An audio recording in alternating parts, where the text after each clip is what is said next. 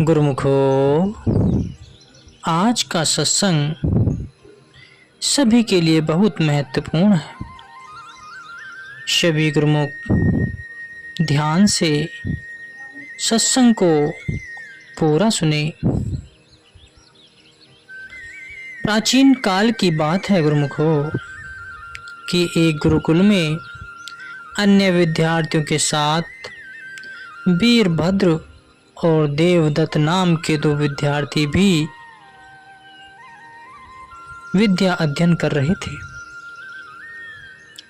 वीरभद्र राजा का लड़का था और देवदत्त एक निर्धन ब्राह्मण का पुत्र था। यह दोनों ही कुशाग्र बुद्धि के थे और दोनों में ही गहरी मित्रता थी। पढ़ाई करते हुए दोनों के कई वर्ष बीत गए। जो वे युवा होते गए, ब्राह्मण पुत्र देवदत्त के दिल में यह विचार बहुत प्रबल होता गया कि मेरा मित्र राजपुत्र है। अध्ययन काल पूरा करके जब वह घर वापस जाएगा तो ठाट बाट से जीवन व्यतीत करेगा।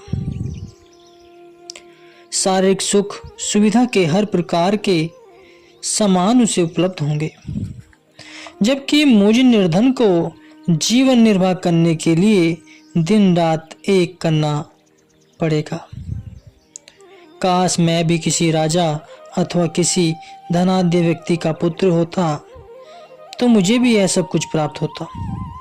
यह विचार उसके अंदर इतना अधिक घर कर गया कि हर समय उसे कचोटने लगता। वह इस बात को पूरी तरह भूल गया था कि राज्य, अधिकार, मान प्रतिष्ठा अथवा शरीर इंद्रियों के सुख भोग आदि प्राप्त कर लेने से न तो जीवन का वास्तविक उद्देश्य ही पूरा होता है और न ही ये सब कुछ प्रभु के दरबार में काम आते हैं। सतपुरुष श्री गुरु अर्जुन देव जी महाराज ने कहा है कि राज अधिकार, जमीन जायदाद, यौवन, सुंदर घर, प्रतिष्ठा, सौंदर्य, बहुत धन, हाथी घोड़े और लाखों के मूल्य के लाल, इनमें से कोई भी चीज परमात्मा के दरबार में काम नहीं आती। इनका अभिमान करने वाला मनुष्य अंततः इन सब को यही छोड़कर यहाँ से चला जाता है। इसलिए परमात्मा के बिना अन्य किसी वस्तु से चित्त क्यों लगाया जाए और उसकी चाहना क्यों की जाए। उठते बैठते सोते जागते सदा परमात्मा का ही सुमरण भजन करना चाहिए। यदि परमात्मा की याद चित्त में नहीं है और मनुष्य परमात्मा के सुमिरन भजन से अचेत है तो सब चीजें तो उल्टा नीच योनि में जीव को ले जाती है। जैसे कि सत्पुरुषों का कहना है कि राज्य, धन, संपत्ति, शासनाधिकार, वृत्तित्व, रस भोग, सुंदर बाग बगीचे, इन सब का कोई मालिक हो, अनेकों लोगों पर उसका आदेश चलता हो, अनेक प्रकार के रंग तमाशों में वह चाव से लगा हुआ हो, यदि उसके चित्त में परमात्मा की याद, परमात्मा का नाम नहीं बसा हुआ तो वह निश्चय ही सर्प की योनि में जाएगा। इन वाणियों के आधार पर स्वयं ही विचार करो कि इन वस्तुओं की चाहना करना क्या उचित है? कदापि नहीं। किंतु देवदत्त के मन में, मस्तिष्क में इनकी चाहना पूरी तरह घर कर गई थी। गुरुदेव की देवदत्त पर अत्यंत कृपा एवं असीम स्नेह था और उनकी यही हार्दिक इच्छा थी कि देवदत्त मानुष जन्म के अगले वास्तविक लक्ष्य को प्राप्त करके अपने जीवन को सफल एवं सकारात्मक करे। इसके लिए वे हर समय उसे भजन भक्ति की प्रेरणा दिया करते थे। परंतु देवदत्त के मन मस्तिष्क पर चूंकि धन, पद, मान, इज्जत तथा शरीर इंद्रियों के सुख भोगों के समानों का उन्माद छाया हुआ था। अतः गुरुदेव के उद्देश्यों की ओर वह तनक भी ध्यान न देता और जो उपदेशों की ओर ध्यान नहीं देते उसने आचरण क्या करना है। गुरुदेव उसके आंतरिक भावों को अच्छी तरह समझ रहे थे। जब उन्होंने देखा कि माया के विचार उस पर पूरी तरह हावी हैं, तो फिर उन्होंने किसी अन्य उपाय से उसे सन्मार्ग पर लाने का विचार किया। उन्हीं दिनों देश का राजा गंभीर रूप से बीमार हो गया और उसके बचने की कोई आशा न रही। अतः राजा के आदेश में महामंत्री राजपुत्र वीरभद्र को लेने के लिए गुरुकुल आश्रम पर जा पहुंचा। राजा का यह विचार था कि वह अपने जीते जी वीरभद्र को राजा घोषित कर उसका राज्याभिषेक कर दे। महामंत्री आश्रम पर पहुंचे और गुरुदेव के चरणों में उपस्थित होकर उन्हें प्रणाम किया और उन्हें स्थिति से अवगत कराते हुए निवेदन किया कि यदि आपकी आज्ञा हो तो मैं वीरभद्र को अपने साथ ले जाना चाहता हूँ, क्योंकि राजा साहिब यह चाहते हैं कि वीरभद्र को शीघ्र देश का भावी राज्य घोषित कर उसका राज्याभिषेक कर दिया जाए। गुरुदेव ने महामंत्री से सारी बात सुनकर कहा, महामंत्री, आप वीरभद्र को बड़ी खुशी से अपने साथ ले जा सकते हैं। वह अपना अध्ययन पूरा कर चुका है और हम कुछ दिनों के पश्चात उसे घर जाने की आज्ञा देने ही वाले थे। उसके बाद गुरुदेव ने वीरभद्र को बुलाया और महामंत्री के आने का कारण उसे बताते हुए कहा, वत्स, महामंत्री तुम्हें लेने आए क्योंकि तुम्हारे पिता की यह इच्छा है कि वे तुम्हारा राज तिलक कर तुम्हें देश का भावी राजा घोषित कर दे। अतः तुम शीघ्र ही महामंत्री के साथ राजधानी चले जाओ। किंतु एक बात हमारी सदा याद रखना कि जब तुम राज्य की बागडोर संभालो तो धर्म और न्याय के साथ पथ पर चलते हुए और प्रजा को संतानवत समझते हुए राज्य का संचालन करना, ताकि तुम्हारे राज्य में सदा ही सुखी शांति बनी रहे। वीरभद्र ने गुरुदेव के चरणों में प्रणाम किया और फिर हाथ जोड़कर निवेदन किया, गुरुदेव, आपके आदेश का मैं प्राणपण से पालन करूंगा और आपकी कृपा एवं आशीर्वाद से सदा धर्म और न्याय के पथ पर ही चलने का प्रयत्न करूंगा। गुरुदेव, आपका अनुग्रह एवं स्नेह मुझ पर सदा ही रहा है। आप आदेश दें कि मैं गुरु दक्षिणा में आपको क्या अर्पित करूं। गुरुदेव ने हंसते हुए कहा, वत्स, तुम सदा धर्म और न्याय के पथ पर चलो, बस यही हमारी गुरु दक्षिणा है। वीरभद्र ने पुनः निवेदन किया, गुरुदेव, मेरी यह हार्दिक इच्छा है कि गुरु दक्षिणा के रूप में मैं आपको कुछ न कुछ अवश्य भेंट करूं। यद्यपि आपके उपहारों का बदला तो मैं त्रिलोकी की संपदा अर्पित करके भी नहीं चुका सकता। कथन है, सतगुरु के उपकार का बदला दिया न जाए, तीन लोक की संपदा भेटत मन सकुचाए। फिर भी आप मेरी इस प्रार्थना को स्वीकार कर मेरी इस हार्दिक भावना को पूर्ण करें। वीरभद्र के इस प्रकार आग्रह करने पर गुरुदेव के मन में एक विचार उभर आया। उन्होंने तुरंत देवदत्त को बुलाया। उसके आ जाने पर गुरुदेव ने वीरभद्र से कहा, यह देवदत्त तुम्हारा अभिन्न मित्र है। इसके दिल में यह इच्छा अत्यंत प्रबल है कि इसके पास खूब धन हो, संसार में इसकी मान प्रतिष्ठा हो और शरीर की सब सुख सुविधाएं मौजूद हो। यदि तुम हमें गुरु दक्षिणा देना ही चाहते हो तो फिर ऐसा करो कि जब तुम इस देश के राजा बनो तो इसे अपना मंत्री बना लेना, ताकि इसकी हार्दिक इच्छा पूरी हो जाए। वैसे भी तुम जानते ही हो कि यह नीति शास्त्र एवं न्याय शास्त्र में अच्छा ज्ञान रखता है, अतः यह मंत्री पद के भी योग्य है। इसे मंत्री पद नियुक्त करोगे तो यह सदा तुम्हें सही परामर्श देगा। बस यही हमारी गुरु दक्षिणा है। वीरभद्र ने हाथ जोड़कर विनय की, आपकी आज्ञा शिरोधार्य है। मैं देवदत्त को भी अपने साथ ले जाता हूँ और इसका हर प्रकार से ध्यान रखूंगा। उसके बाद गुरुदेव को प्रणाम कर और उनसे आशीर्वाद लेकर महामंत्री राजपुत्र वीरभद्र तथा ब्राह्मण पुत्र देवदत्त तीनों रथ पर सवार होकर राजधानी की ओर चल पड़े। लगभग 20 सैनिक भी घोड़ों पर सवार रथ के पीछे पीछे चल रहे थे। आश्रम से राजधानी दूर थी और वहां तक पहुंचने में 2 दिन लगते थे। महामंत्री का विचार था कि रात किसी कस्बे या गांव में व्यतीत की जाए, किंतु जब सूर्यास्त होने को हुआ तो दूर दूर तक किसी बस्ती का नाम निशान न था।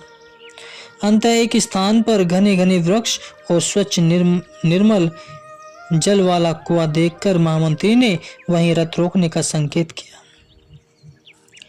रथ रोक दिया गया। महामंत्री ने वीरभद्र को संबोधित करते हुए कहा कि राजकुमार, दूर दूर तक बस्ती का कहीं कोई चिन्ह नहीं है, अतः मेरा यही विचार है कि रात्रि यहीं व्यतीत कर ली जाए। आपकी क्या राय है?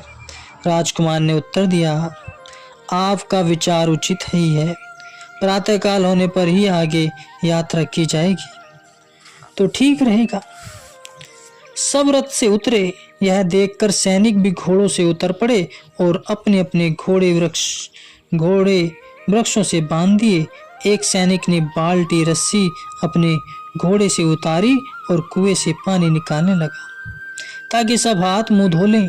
कुछ सैनिक सूखी लकड़ियां इकट्ठी करने लगे और कुछ विश्राम के लिए जगह बनाने लगे। इस प्रकार सभी किसी न किसी ने कार्य में सभी व्यस्त हो गए कि तभी सबने एक जोरदार चीख सुनी और फिर यह आवाज बचाओ बचाओ की आई। जिधर से चिल्लाने की आवाज आई थी, सबने उधर देखा तो सन्न रह गए, क्योंकि एक यक्ष ने अपने शक्तिशाली हाथों में राजकुमार को दबोच रखा था। सभी सैनिकों ने अपनी तलवारें और भाले निकाले। यह देखकर यक्ष हंसने लगा, फिर बोला, इन तलवारों और भालों का मेरे ऊपर कोई भी असर होने वाला नहीं है। हाँ, यदि तुम लोग इन शस्त्रों का प्रयोग करोगे तो राजकुमार के जीवन को अवश्य ही खतरे में डाल दोगे। यक्ष के ये शब्द सुनकर महामंत्री सहित सभी सैनिक ठिठक रहे। तब देवदूत आगे बढ़ा और यक्ष के समक्ष हाथ जोड़कर खड़ा हो गया और बोला, हे यक्ष, यह राजकुमार है और इस देश का भावी राजा है। अतः मेरी आपसे प्रार्थना है कि आप इसे छोड़ दें। इसकी जगह आप मुझे पकड़ लें। मुझे इसमें कोई आपत्ति नहीं होगी। यक्ष ने कहा, इस स्थान पर मेरा शासन है। तुम लोगों ने बिना मेरी अनुमति के इस स्थान पर डेरा लगाया, इसलिए मैं राजकुमार को नहीं छोड़ सकता। भावी राजा होने पर भी इसने अनीति क्यों की? देवदत्त ने नम्रतापूर्वक कहा, हे यक्ष, हमें पता नहीं था कि इस स्थान पर आपका अधिकार है, अन्यथा आपकी आज्ञा के बिना यहाँ रुकने की दृष्टता हम कभी नहीं करते। हमसे अनजाने में जो भूल हुई है उसके लिए आप हमें लोगों को क्षमा करें और राजकुमार को छोड़ दें। हम अभी यहाँ से चले जाएंगे। समर्थ लोग सदा ही छोटे की भूल पर ध्यान न देकर उन्हें क्षमा कर देते हैं। आप भी हमें क्षमा कर दें।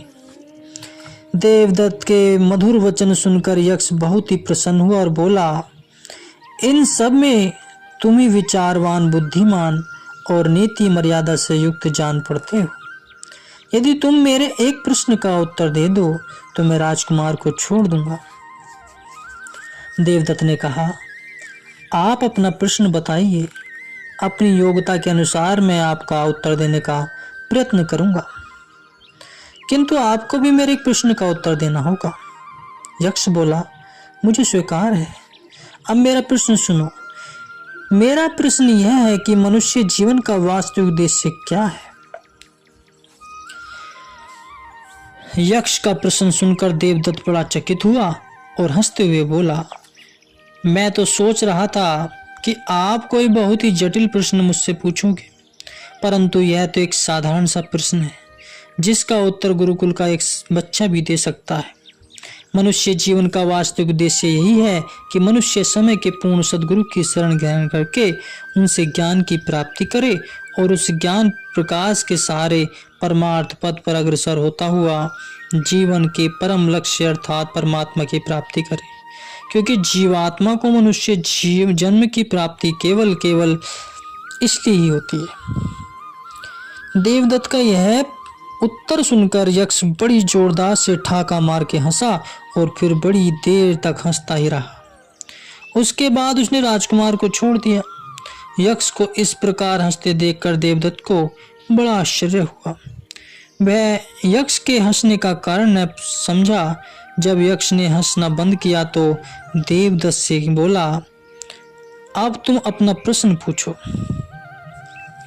देवदत्त ने कहा, प्रश्न तो मैं आपसे कुछ और ही पूछना चाहता था, परंतु आपकी हंसी ने मेरे मन में उथल पुथल मचा दी है।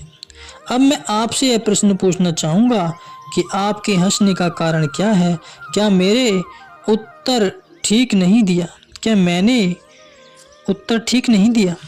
यक्ष बोला, उत्तर तो तुम्हारा बिल्कुल ठीक था, परंतु क्या? देवदत्त ने उत्सुकता से पूछा। यक्ष ने कहा, आप सब लोग दिन भर की यात्रा करके थके हुए हैं, इसलिए भोजन करके विश्राम करें। मेरे हंसने के विषय में सोचना। यदि तुम्हें इसका कारण समझ न आया तो फिर इसका उत्तर मैं तुम्हें सुबह दूंगा। यह कहकर यक्ष अदृश्य हो गया। तत्पश्चात सबने भोजन किया और फिर विश्राम करने लगे। देवदत्त ने न तो भोजन ही किया, न ही उसे नींद आ रही थी। यक्ष का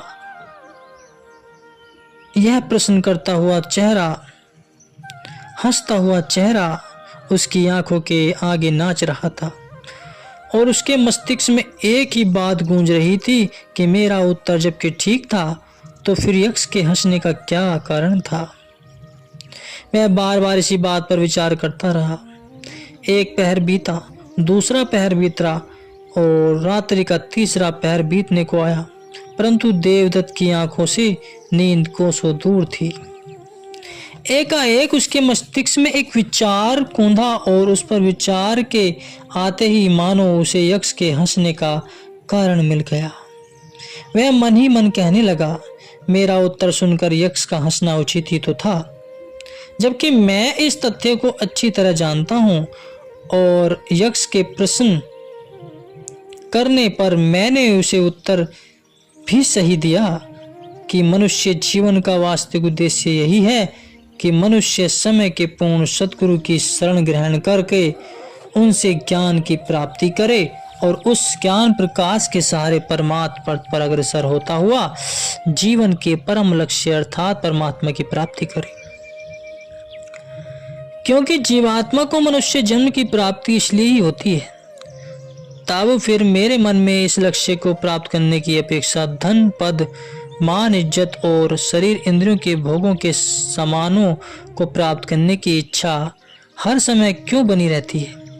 अपने वास्तविक उद्देश्य को पूरा करने की अपेक्षा इन असत, अनित्य तथा साथ छोड़ जाने वाले पदार्थों की चाहना करना क्या अज्ञानता नहीं है? और मेरी इस अज्ञानता पर यदि यक्ष हंसा तो उसका हंसना उचित ही तो था, क्योंकि मैंने इस बात को पढ़ सुनकर कंठस्थ तो कर लिया कि मनुष्य जीवन का वास्तविक उद्देश्य क्या है, परंतु उस बात को यदि जीवन में अपनाया होता, इस पर आचरण न किया तो फिर मात्र कंठस्थ कर लेने से तो यह उद्देश्य पूरा नहीं होगा। आचरण के बिना मेरा यह ज्ञान क्या कोरा ज्ञान नहीं है? मुझ में करनी कहाँ है? कथनी ही कथनी तो है, और जो मात्र कथनी ही करता है वह तो अज्ञानी ही हो कहा जाता है। परम संत कबीर साहिब जी कहते हैं, करनी बिन कथनी कथे अज्ञानी दिन रात, कुकर ज्यो भूसत फिरे सुनी सुनाई बात। करनी बिन कथनी कथे मोक्ष लहे न सोए, बातों के पकवान से ध्रापा कबू न होए। कथनी थोती जगत में करनी उत्तम सार, कह कबीर करनी सबल उतरे भोजन भोजल पार। अज्ञानी मनुष्य दिन रात बिना आचरण के मात्र कथनी ही कथनी करता रहता है। वह सुनी सुनाई बातों को उसी प्रकार व्यर्थ ही बोलता रहता है जैसे कुकर बिना किसी प्रयोजन के व्यर्थ ही फूंकता रहता है। जो करने के बिना मात्र कथनी ही करता रहता है वह कभी भी मोक्ष की प्राप्ति नहीं कर सकता। क्या कभी बातों के पकवान से भी किसी की तृप्ति हुई है और भूख मिटी है? परम संत श्री कबीर साहिब जी कहते हैं कि संसार में कथनी बिल्कुल थोती है, जबकि करनी उत्तम और सार चीज है। करनी ही जगत में सबल है, जिसके सहारे मनुष्य संसार सागर से पार हो सकता है। देवदत्त को अब यक्ष के हंसने का कारण समझ में आ चुका था और उसके मन रूपी प्रकाश पर छाया ज्ञान के बादल भी अब छिन्न भिन्न हो गए थे। सुबह हुई, सब लोग जागे और नित्य कर्म से निपटकर सब आगे बढ़ने की कहने लगे। तब देवदत्त ने राजकुमार वीरभद्र से कहा, तुमने गुरुदेव की आज्ञा अनुसार मुझे मंत्री बनाना स्वीकार कर लिया और इस प्रकार गुरु आज्ञा को भी शिरोधार्य किया और मेरे प्रति अपनी मित्रता भी निभाई। किंतु मैं अब तुम्हारे साथ राजधानी नहीं जा सकूंगा, क्योंकि रात को यक्ष के प्रश्न का जो मैंने उत्तर दिया था उस उत्तर के अनुसार मैं अब उस परम लक्ष्य को प्राप्त करने का प्रयत्न करूंगा जिसके लिए यह दुर्लभ एवं श्रेष्ठ मनुष्य जीवन मिला है और जिसके लिए